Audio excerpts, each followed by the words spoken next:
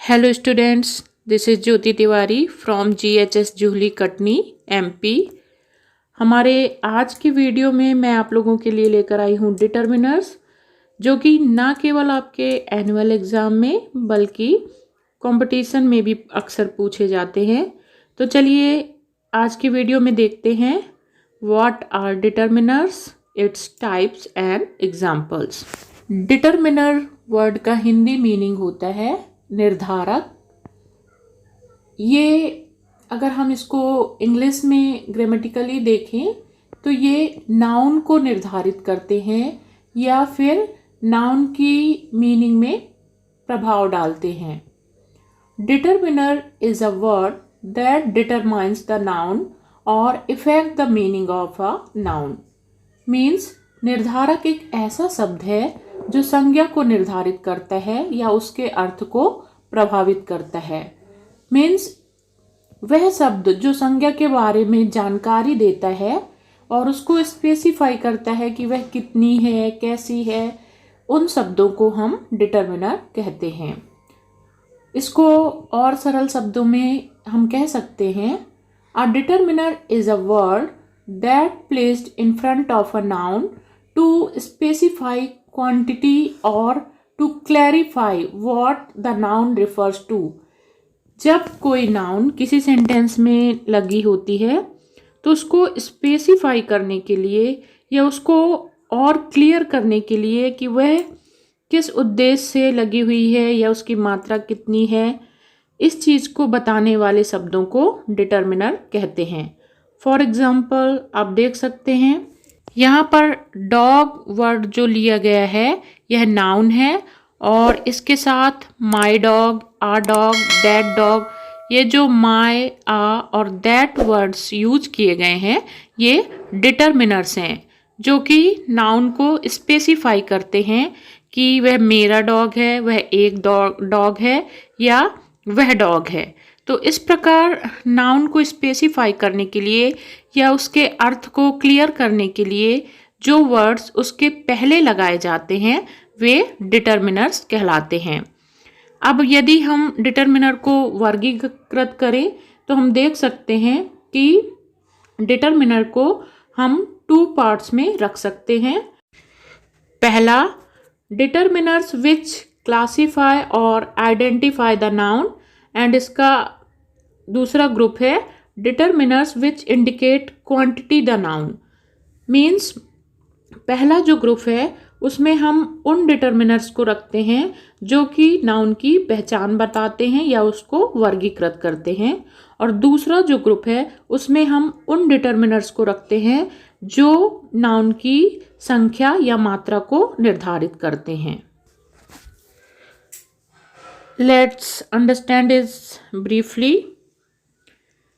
इसका जो पहला ग्रुप है डिटर्मिनर विच क्लासीफाई और आइडेंटिफाई द नाउन, इसके अंतर्गत आर्टिकल, डेमोस्ट्रेटिव्स एंड पजेसिव्स आते हैं। इसको अभी हम और क्लियर करेंगे। एंड इसका जो सेकेंड ग्रुप है डिटर्मिनर्स विच इंडिकेट क्वांटिटी, इसके अंतर्गत नंबर्स एंड क्वांटिफायर्स आते हैं। तो चलिए जान लेते हैं कि आर्टिकल, डेमोस्ट्रेटिव्स एंड पजेसिव्स क्या होते हैं। सबसे पहले जानते हैं आर्टिकल्स के बारे में। An article is a word that modifies और डिस्क्राइब द नाउन। इंग्लिश में ए, एन और द जो लेटर होते हैं उन्हें आर्टिकल कहते हैं और ये किसी भी नाउन के पहले यूज़ किए जाते हैं और ये बताते हैं कि वो नाउन स्पेसिफिक है या फिर general. In English there are 2 types of articles. इन 3 आर्टिकल्स को 2 कैटेगरीज में बांटा गया है, डेफिनेट आर्टिकल और indefinite article. Definite article the को कहा जाता है। The is called definite article because it is use to refer to a definite और स्पेसिफिक पर्सन और थिंग। द को डेफिनेट आर्टिकल इसलिए कहा गया है क्योंकि यह किसी भी स्पेसिफिक मतलब किसी विशेष वस्तु या व्यक्ति की जानकारी देता है। For example the Taj Mahal. Taj Mahal एक स्पेसिफिक या वेल नोन बिल्डिंग का नाम है इसी प्रकार जो भी चीज़ वेल नोन है या फिर हम उसको स्पेशली मेंशन करना चाहते हैं तो उसके आगे द आर्टिकल का यूज़ होता है। इसी प्रकार इनडेफिनेट आर्टिकल के अंतर्गत ए और एन को रखा गया है because it's are not refer to any person और thing which are not specific. A और एन जो होते हैं इन्हें इनडेफिनेट आर्टिकल के अंतर्गत रखा गया है और ये किसी विशेष वस्तु के आगे नहीं लगाए जाते हैं बल्कि उन वस्तु या व्यक्ति के आगे यूज किए जाते हैं जो कि सिंगुलर नंबर हो और काउंटेबल नाउन में हो। For example a girl and orange. Article के बारे में हम अलग से ब्रीफली डिस्कस करेंगे। अभी आप जान लीजिए कि आर्टिकल्स को दो कैटेगरीज में बांटा गया है, definite article and indefinite article.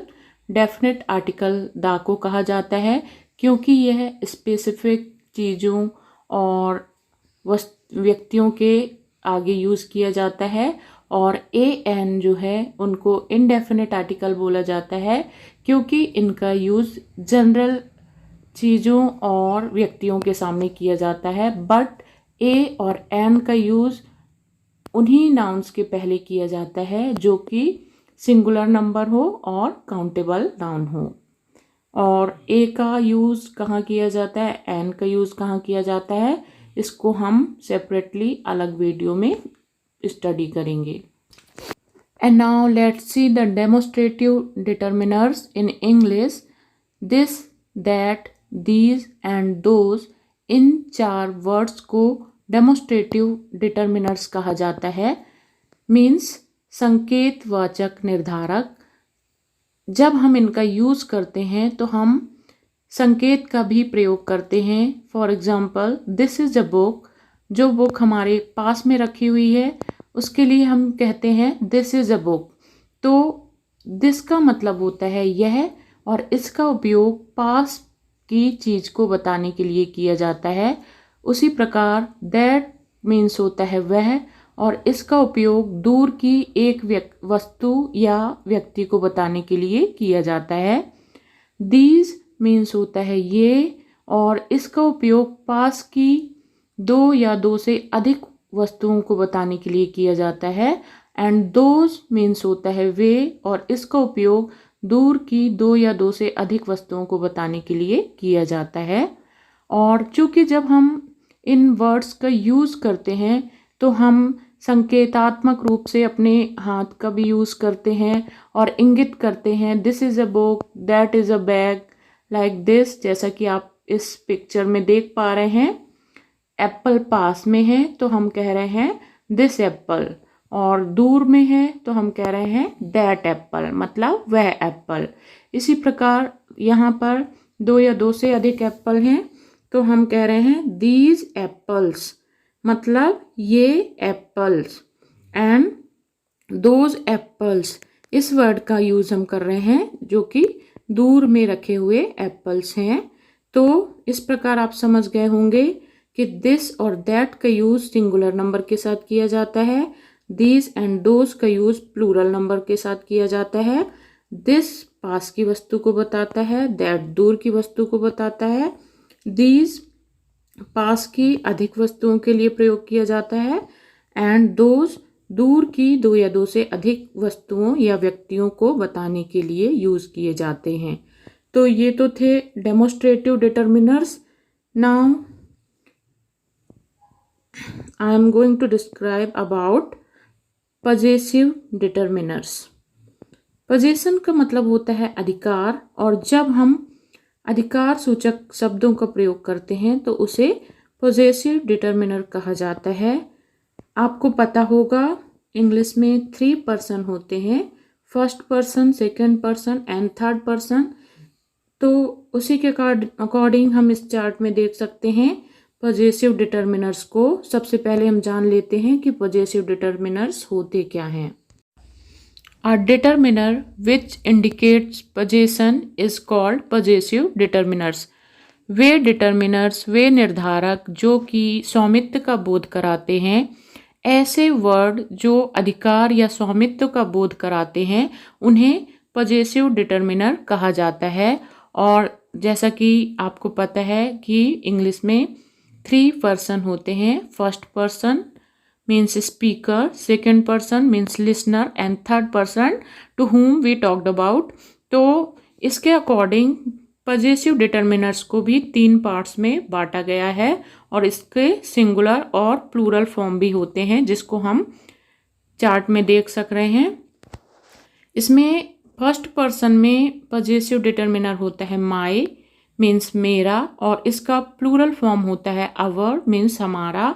Second person में पजेसिव डिटर्मिनर होता है योर और प्लूरल में भी यूज होता है योर मीन्स तुम सबका। थर्ड पर्सन में हिज मीन्स उसका, ये मेल के लिए यूज होता है। एंड हर मीन्स उसका, ये फीमेल के लिए यूज होता है। एंड इट्स मीन्स उसका, ये नॉन लिविंग या फिर स्मॉल इंसेक्ट वगैरह के लिए यूज किया जाता है। और इसका प्लूरल फॉर्म होता है देयर मीन्स उनका। तो ये वर्ड जो है माई, आर, योर, ये सारे स्वामित्व का या अधिकार का बोध कराते हैं, इसीलिए इनको पजेसिव डिटर्मिनर्स कहा जाता है। Now let's see the second group of determiners which indicate quantity. वे निर्धारक जो नाउन की संख्या या मात्रा का बोध कराते हैं। इसके अंतर्गत आते हैं numbers. Numbers are also one kinds of determiners. Number can be cardinal like 1, 2, 3 and ordinal like first, second and third. And next है quantifier मतलब मात्रा सूचक जो कि नाउन का परिमाण या मात्रा को बताते हैं। A quantifier is a word that usually goes before a noun to express the quantity of the object. वे शब्द जो किसी नाउन की परिमाण या मात्रा को बताते हैं उन्हें क्वांटिफायर या मात्रा सूचक वर्ड कहा जाता है। For example some, any, much, many. ये क्वांटिफायर जो होते हैं इन्हें अनकाउंटेबल नाउन के साथ यूज़ किया जाता है मीन्स जिसको हम गिन नहीं सकते हैं। तो ये तो था एक इंट्रोडक्शन और डिटर्मिनर्स के प्रकार। अब इसमें articles and demonstrative and possessive determiners को कैसे यूज़ किया जाता है, इनको यूज़ करने के क्या रूल्स हैं, इसको हम जानेंगे अपने नेक्स्ट वीडियो में। Till then keep on watching English with Jyoti ma'am. और यदि आप हमारे चैनल पर नए हैं तो चैनल को सब्सक्राइब ज़रूर कर लें ताकि आपको आने वाली वीडियोज़ की जानकारी मिलते रहे। और keep on watching, be healthy, be happy. We will be meet soon in our next video. Thanks for watching. धन्यवाद।